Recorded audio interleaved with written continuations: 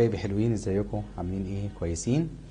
نهاريلو يا نهاريلو يا نهاريلو يا نهاريلو.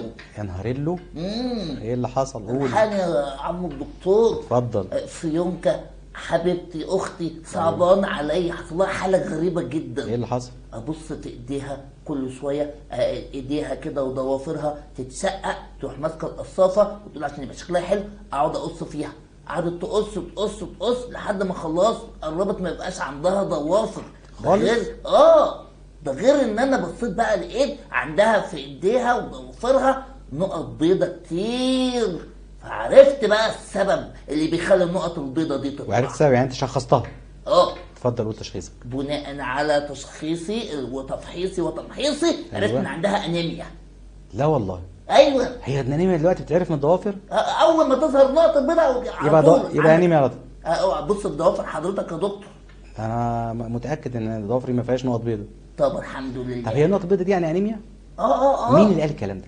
زمان بقى عرفنا احنا واحنا قالوا لنا ان النقط البيضاء دي تبقى انيميا. والله. ايوه. لا دي. وكان بقى يقعدوا ياكلونا بقى حاجات كده عشان الانيميا ونبقى كويسين. طب انيميا ايه بقى؟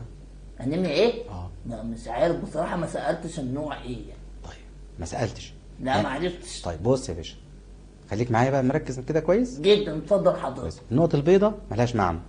ايه؟ النقط البيضاء ما تقهش بقى، هتكمل كلام وتفضل تتكلم. لا اتفضل حضرتك. يبقى النقط البيضاء ملهاش معنى مرضي، يعني حاجه عاديه. الضوافر اللي بتتقصف بسهوله ده بيبقى نقص فيتامينات، عشان لسه كنا بنقول التغذيه السليمه.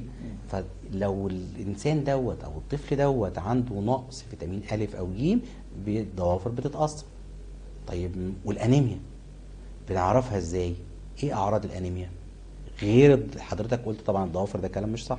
ايه بقى؟ شفايف الطفل بيبقى فيها نوع من انواع البهتان، ما فيهوش دمويه، بنشوفه في الاغشيه المخاطيه، يعني الشفايف او العين من جوه. ده بالفحص الطبيب. طبعا في بحث الطبيب ممكن يشوف سرعه في ضربات القلب، يلاقي عدم تركيز، يلاقي الطفل نشاطه وحش، يلاقي البنيه الجسديه بتاعته مش كويسه، وهكذا. في اعراض كتير جدا للانيميا، خصوصا ما تكون انيميا عنيفه.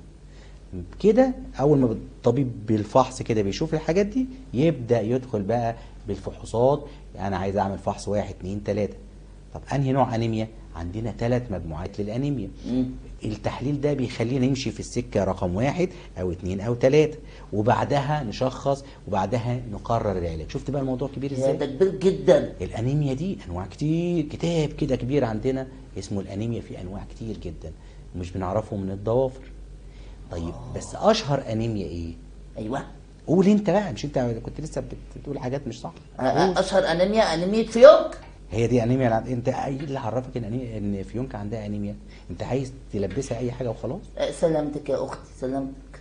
لا، في عندنا اشهر انيميا هي انيميا نقص الحديد، دي مشهوره جدا في الاطفال بشكل كبير.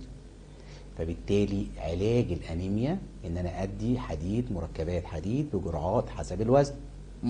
حسب وزن كل طفل وحسب نسبة الانيميا بنبدأ نحدد طريقة العلاج. بس اشهر حاجة فيهم الانيميا نقص الحديد. ونقص الحديد يعني ما بناخدش حديد كويس، يبقى لازم نشوف الايه التغذية، نرجع تاني للايه للتغذية السليمة، هي اللي بتقي من حدوث الانيميا. طب زي ايه بقى حضرتك؟ تاكل ايه عشان ما يبقاش عندها انيميا؟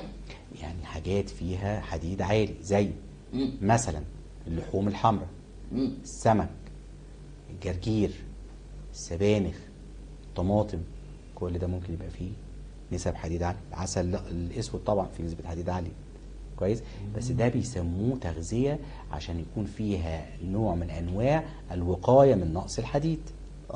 لكن لما يكون في انيميا وعملنا فحوصات وفي انيميا نقص الحديد لازم يكون في علاجات حسب قرار الطبيب. اتفقنا؟ فهمت كده حضرتك. وانا كده